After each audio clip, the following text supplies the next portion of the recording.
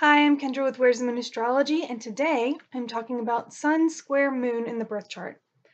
So, in order to understand how Sun square Moon is going to manifest, we have to understand the energy of the Sun and the energy of the Moon. So, the Sun is going to be your conscious will, it's going to be your ego expression, it's going to be the traits that you're proud of, and the traits that you are displaying loudly and proudly in your personality. The moon, however, this is going to be your unconscious emotional expression. So your knee-jerk emotional reactions, it's going to be traits that people who are very close to you see about you, but not really everybody else, because the moon is your heart. You're not going to show your heart to everyone. So Sun square moon. Let's talk about Taurus and Aquarius. These are square signs, and say the sun is in Taurus and the moon is in Aquarius. So the sun is expressing the traits of the sign that it's in consciously. And the moon is in a sign that does not work with your sun at all. The square shows that these signs they have irreconcilable differences. They don't work together at all. They don't play well together. They represent two very, very different energies, and they can really only be given expression one at a time. And this is where it's important to be conscious of yourself. Now, say you have a Taurus sun. You're expressing the energy of Taurus consciously. Um, you're expressing this loudly and proudly, and so what happens is that the moon gets kind of ignored. So the outermost planet in your chart, now this is not physically more distant, but it's more distant in your birth chart. So the outermost planet involved in this square, which in this case would be the moon, is going to not be given expression very often. But because it's the square, this is an aspect that creates so much tension between these two planets that action must be taken. So the moon is going to express whether you like it or not. But it all depends on you how it expresses. So say your sun is in Taurus, very stable sign, concerned with growth, very um, fixed, not very dramatic, doesn't move and change a whole lot. Taurus is pretty um, steadfast, not unwavering. You know, they pretty much know who they are or who they think they are, and they kind of stick to that. They're the kind of people who are generally going to order the same thing on the menu their whole lives because they know what they like. Aquarius, however, this is almost the antithesis of Taurus. This is up and down energy. This is energy that shows abrupt shifts and sudden events. So a very kind of unstable emotional nature. I don't want to say unstable, but it shows um, that you can be a bit unpredictable. You can be a bit unpredictable in your emotional nature.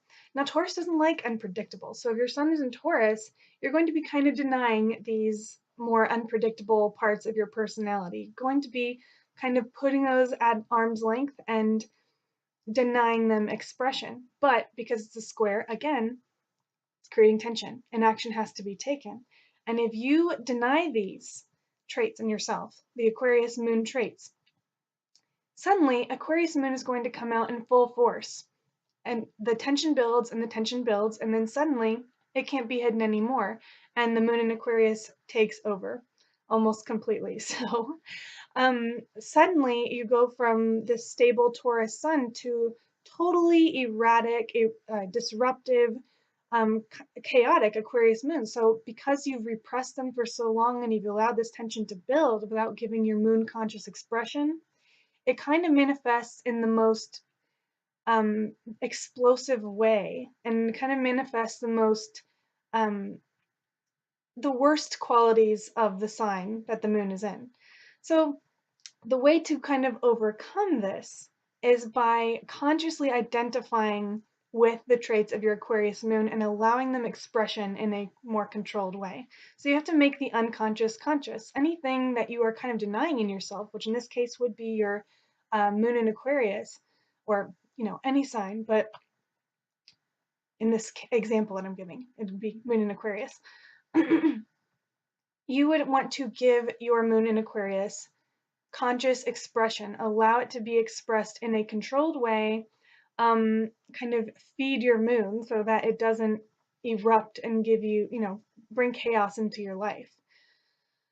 So, for instance, instead of having disruptive and erratic emotional outbursts, you would want to feed your moon in Aquarius with things of, of Aquarius. So, maybe getting involved in humanitarian causes, spending time with your friends, indulging in things that are a little more eccentric, the more eccentric parts of your personality, because this is the things that Aquarius is associated with. You would want to feed your moon instead of denying it and then allowing it to become a disruptive influence in your life.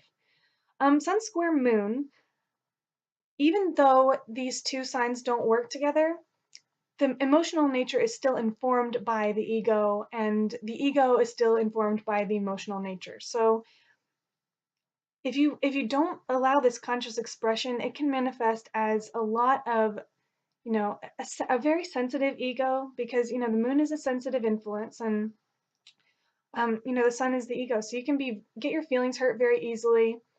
You wouldn't want to show anyone this, because again, you're kind of hiding that sensitive lunar influence. But you can get your feelings hurt very easily, you can get your pride hurt very easily, and be very emotionally reactive, even though you're denying this part of yourself. It's something that other people can see, because you're allowing it to operate unconsciously. So, because again, action must be taken. It will come out whether you are giving it conscious expression or not. So you need to give it conscious expression in the healthiest ways possible. Um, so you can have a very sensitive ego with any kind of hard aspect between the sun and moon. It can be a very sensitive, delicate ego, and but this is going to be this is going to make it extremely important for you to give both the sun and the moon conscious expression whenever you can. That's going to be really important, because anything that is denied in your personality will come out in a more disruptive way. It'll act like a backseat driver in your life, which is not something that you want. Anyway, that is the end of my Sun Square Moon video. I hope that you enjoyed this, and I did want to remind you that I offer birth chart readings, and I offer planetary report readings, which are in-depth looks at a particular planet in your birth chart. And I've decided to switch the format from written readings to video readings. So if you order a planetary report reading, you will receive a video from me going over this influence in your chart in depth. So anyway, again, I hope that you enjoyed this video and have a great day.